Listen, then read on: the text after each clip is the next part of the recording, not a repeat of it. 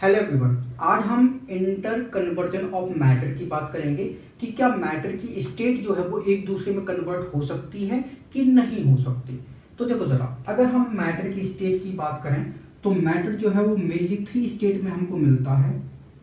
पहली स्टेट है solid, second है लिक्विड और थर्ड है गैस। जो हमारी प्लाज्मा स्टेट होती है, जो हमारी बोस आइंस्टाइन कंडेंसेट स्टेट होती है, वो रेयर होती है। तो मैटर जो है वो जनरली हमको solid, liquid and gases state में हमको मिलता है। अब क्या हम सॉलिड को लिक्विड में कन्वर्ट कर सकते हैं? तो बिल्कुल कर सकते हैं। हम सॉलिड को लिक्विड में कन्वर्ट कर सकते हैं। क्या लिक्विड हमारा गैस में कन्वर्ट हो सकता है? तो बिल्कुल हो सकता है। लिक्विड हमारा गैस में कन्वर्ट हो सकता है। फिर क्या गैस को हम लिक्विड में कन्वर्ट कर सकते हैं? तो बिल्कुल कर सकते हैं। गैस हमारा जो है वो लिक्विड में कन्वर्ट हो जाएगा। फिर क्या लिक्विड हमारा सॉलिड में कन्वर्ट हो सकता है? तो बिल्कुल लिक्विड हमारा सॉलिड में कन्वर्ट हो जाएगा। तो ये कैसे पॉसिबल है कि सॉलिड को हम लिक्विड में कन्वर्ट करें, लिक्विड को गैस में कन्वर्ट करें, गैस को हम लिक्विड में कन्वर्ट करें, लिक्विड को फिर से सॉलिड बना लें? तो ये पॉसिबल है हमारे 2 फैक्टर के कारण। तो हमारा पहला फैक्टर है टेम्परेचर और दूसरा फैक्टर है हमारा प्रेशर। तो टेम्परेचर एंड प्रेशर में चेंज कर हम मैटर को एक स्टेट से दूसरी स्टेट में कन्वर्ट कर सकते हैं। तो मतलब inter conversion of matter possible हो सका है टेम्परेचर एंड प्रेशर के चेंज के कारण। अगर हम टेम्परेचर की बात करें तो अगर हम टेम्परेचर को हाई कर दें तो सॉलिड हमारा लिक्विड में कन्वर्ट कर जाएगा, और टेम्परेचर को अगर हमने और बढ़ा दिया तो लिक्विड हमारा गैस में कन्वर्ट हो जाएगा। तो इसका मतलब है कि यहाँ पे टेम्परेचर हमको क्या करना पड़ेगा? हाई करना पड़ेगा। सॉलिड को हीट करोगे तो लिक्विड, और लिक्विड को हीट करोगे तो गैस। अगर हम बात करते हैं गैस को लिक्विड में कन्वर्ट करना, मतलब हमें टेम्परेचर क्या करना पड़ेगा? कम करना पड़ेगा। और लिक्विड से सॉलिड बनाना है तो भी हमें टेम्परेचर जो है वो कम करना पड़ेगा। तो अगर हम यहाँ पे हीट कर रहे हैं मतलब कि टेम्परेचर को बढ़ा रहे हैं, तो सॉलिड से लिक्विड बन रहा है। अगर हम टेम्परेचर और बढ़ा दें तो हमारा लिक्विड जो है वो गैस में कन्वर्ट हो जाएगा। ऐसा क्यों होता है? तो रीजन ये है कि टेम्परेचर अगर हम बढ़ाते हैं तो इनके पार्टिकल्स की काइनेटिक एनर्जी जो है वो क्या होती है? वो इंक्रीज हो जाती है। काइनेटिक एनर्जी इंक्रीज हो जाती है तो मॉलिक्यूल दूर दूर चले जाते हैं। दूर दूर चले गए तो सॉलिड स्टेट हमारी लिक्विड में कन्वर्ट हो गई। थोड़ा और दूर चले गए तो स्टेट हमारी गैस बन जाएगी। तो सॉलिड स्टेट में क्या होता है कि मॉलिक्यूल्स एकदम पास पास पास पास होते हैं। लिक्विड स्टेट में क्या होता है? मॉलिक्यूल्स थोड़ा सा दूर होते हैं। और गैस में क्या होता है? मॉलिक्यूल्स और दूर दूर होते हैं। ठीक है। तो जब हम टेम्परेचर बढ़ाते हैं तो मॉलिक्यूल के बीच फोर्स ऑफ अट्रैक्शन वीक हो जाता है, जिसके कारण के बीच डिस्टेंस बढ़ जाती है, तो हमारी स्टेट लिक्विड हो जाएगी। डिस्टेंस जब और बढ़ जाती है तो स्टेट हमारी गैस हो जाती है। जब हम टेम्परेचर को कम कर देते हैं तो ये मॉलिक्यूल पास पास पास आते हैं, तो लिक्विड स्टेट थोड़ा और पास आए तो सॉलिड स्टेट। तो ऐसे हम मैटर को कन्वर्ट कर सकते हैं। फिर प्रेशर की बात आती है। तो प्रेशर का इफेक्ट जो है solid state and liquid state में तो कम पड़ता है। गैस स्टेट में प्रेशर का इफेक्ट जो है वो बहुत बहुत बहुत ज्यादा होता है। तो अगर हम प्रेशर की बात करते हैं तो गैसेस स्टेट में इसका इफेक्ट जो है वो बहुत ज्यादा है as compare to solid and liquid phase में। फिर कुछ सॉलिड सब्सटेंस हमारे ऐसे होते हैं जिनको हम हीट करते हैं तो वो डायरेक्ट गैस में कन्वर्ट हो जाते हैं, और गैस को जब हम कूल करते हैं तो वो सॉलिड बना लेते हैं। तो ऐसे सब्सटेंस को हम सब्लिमेट सब्सटेंस बोलते हैं। सब्लिमेट सब्सटेंस में लिक्विड स्टेट जो है वो कभी नहीं आती। चाहे आप सॉलिड को हीट करो तो डायरेक्ट गैस बनेगा, लिक्विड कभी नहीं आएगा। और गैस को अगर आपने ठंडा कर दिया तो सॉलिड बन जाएगा, लिक्विड स्टेट कभी नहीं आएगी। जबकि मोस्ट ऑफ द सॉलिड कैसे होते हैं, उनको आप हीट करोगे तो लिक्विड स्टेट आएगी, लिक्विड से गैस बनेगा। ऐसा कभी नहीं होता कि डायरेक्ट गैस बन जाए। अगर ऐसा हो रहा है तो वो आपका सब्लिमेट सॉलिड कहलाएगा। और प्रोसेस हमारी कैसी होगी, सब्लिमेशन प्रोसेस होगी। तो देखो जरा, जो हमारा सॉलिड से जो लिक्विड बनता है, इस प्रोसेस को हम बोलते हैं मेल्टिंग, और इसी को हम बोलते हैं फ्यूजन। जो हमारा लिक्विड से गैस बनता है, इसको हम बोलते हैं बॉइलिंग, और इसी को हम बोलते हैं वेपोराइजेशन। जब हम टेम्परेचर को कम करते हैं तो गैस जो है वो लिक्विड में कन्वर्ट होता है, तो इसको हम बोलते हैं कूलिंग, इसी को हम बोलते हैं लिक्विफेक्शन।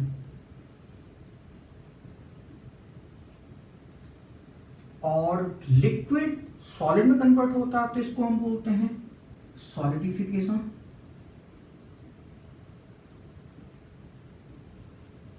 और इसी को हम बोलते हैं फ्रीजिंग। फिर हम यहां पे एक बार और मैटर की स्टेट ले लेते हैं, सॉलिड, लिक्विड एंड गैस को। तो अगर हमें सॉलिड से लिक्विड बनाना है, मतलब कि हमें करना पड़ेगा टेम्परेचर को हाई और प्रेशर को लो। ठीक है, प्रेशर का इफेक्ट नेग्लिजिबल होता है, लेकिन अगर प्रेशर चाहिए तो फिर प्रेशर को हमें करना पड़ेगा लो। अगर लिक्विड से हमें बनानी है गैस तो हमें करना पड़ेगा टेम्परेचर हाई, प्रेशर को लो। अगर हमें उल्टा करना है, मतलब कि गैस से आपको बनाना है लिक्विड, ठीक है, तो गैस से आप बना रहे हो लिक्विड, तो इस कंडीशन में हमें क्या करना पड़ेगा, टेम्परेचर को करना पड़ेगा लो और प्रेशर को करना पड़ेगा हाई। अगर हम लिक्विड से सॉलिड बना रहे हैं तो टेम्परेचर कम, प्रेशर हाई। हम यहां पे लिक्विड जो है वो वाटर ले लेते हैं, ठीक है। वाटर को फ्रीज करोगे तो क्या बन जाएगी, आइस बन जाएगी, मतलब ये सॉलिड स्टेट है। वाटर हमारा लिक्विड स्टेट होता है, और वाटर को अगर आपने हीट किया तो बनेगा हमारा वाटर वेपर, मतलब ये गैसियस स्टेट कहलाएगी। ठीक है, तो अगर हमें वाटर से वाटर वेपर बनानी है, तो वाटर वेपर बनने की जो प्रोसेस होती है उसको हम क्या बोलते हैं, बॉइलिंग। तो वाटर का बॉइलिंग पॉइंट जो है वो होता है 100 डिग्री सेल्सियस। और वाटर हमारा कैसा होना चाहिए, प्योर। अगर इम्प्योर वाटर है तो फिर 100 डिग्री सेल्सियस बॉइलिंग पॉइंट उसका नहीं होगा। वाटर को अगर हमें आइस में बनाना है तो इसको हम बोलते हैं फ्रीजिंग। और फ्रीजिंग पॉइंट जो है वो कितना होता है वाटर का, वो होता है 0 डिग्री सेल्सियस। तो फ्रीजिंग पॉइंट 0 डिग्री सेल्सियस है, मतलब वाटर हमारा कैसा होना चाहिए, प्योर।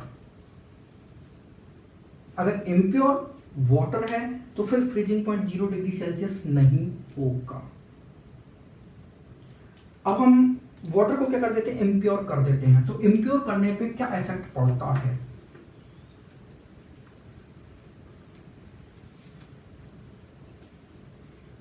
तो देखो जरा, ये हमने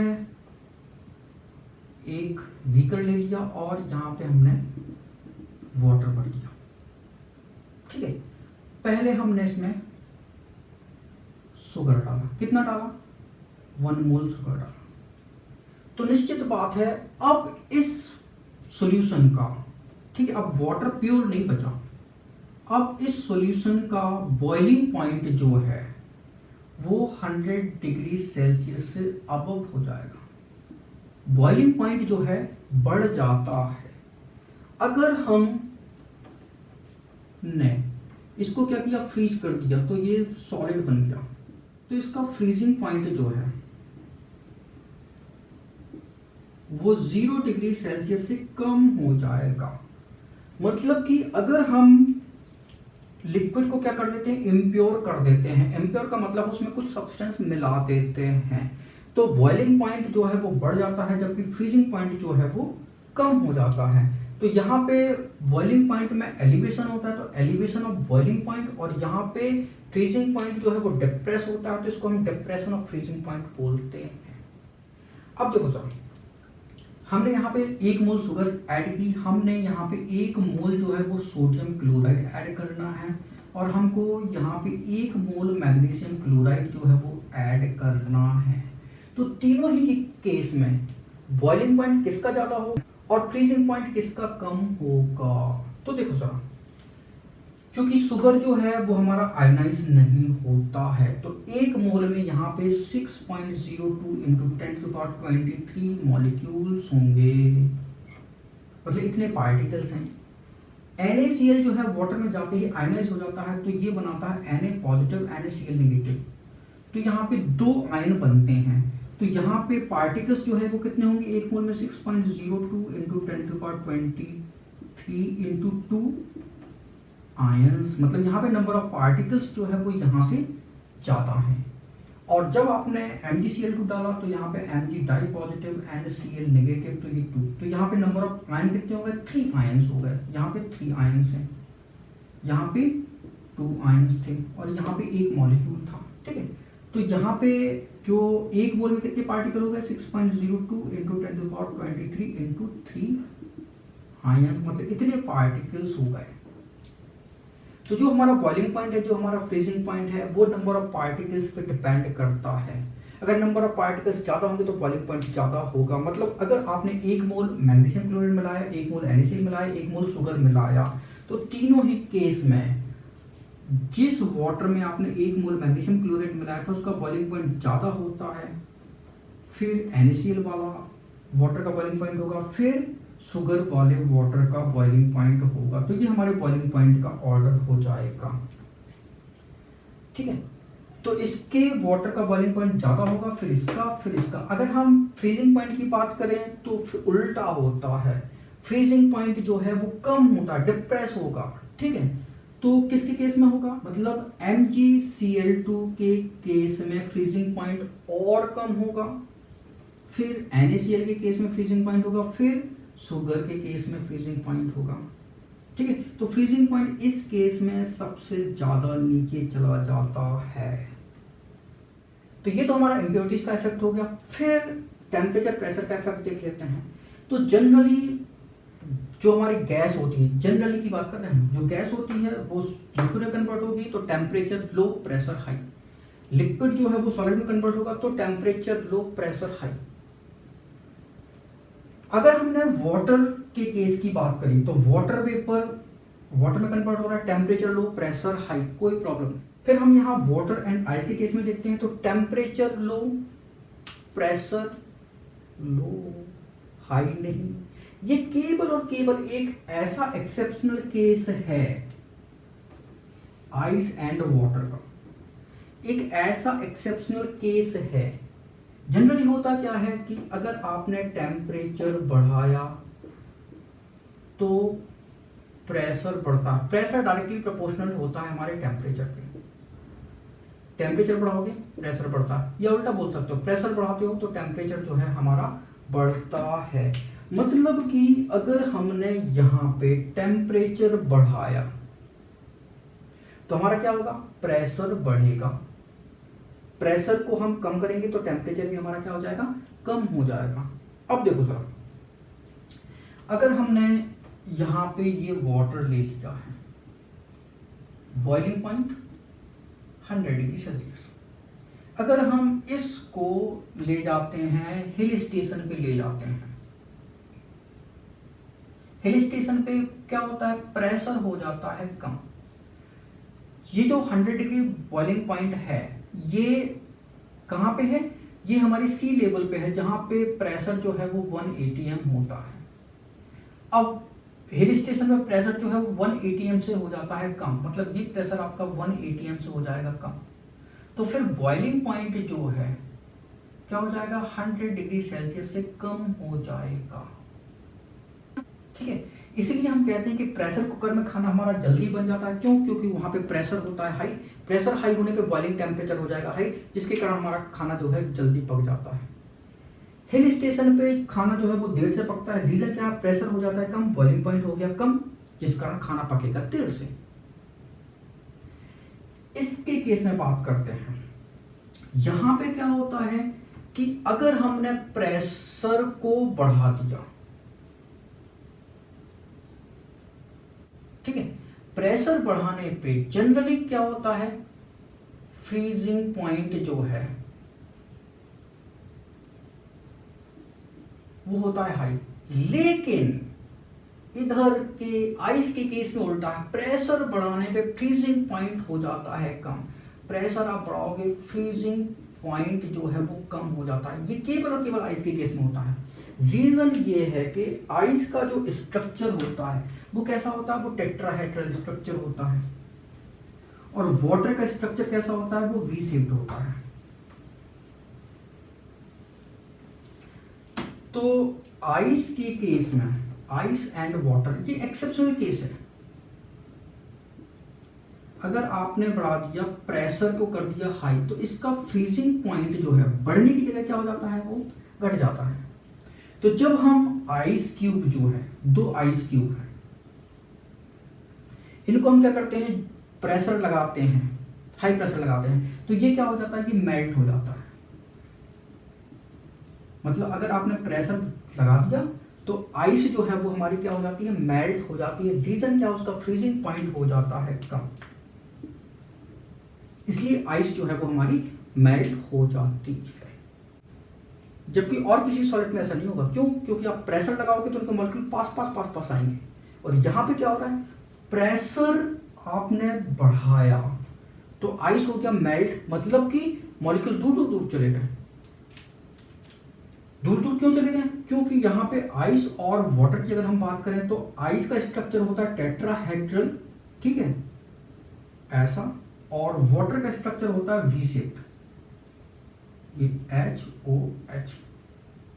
तो ये स्ट्रक्चर हमारा ज्यादा कॉम्पैक्ट है एज कंपेयर टू ये टेट्राहेड्रल स्ट्रक्चर के।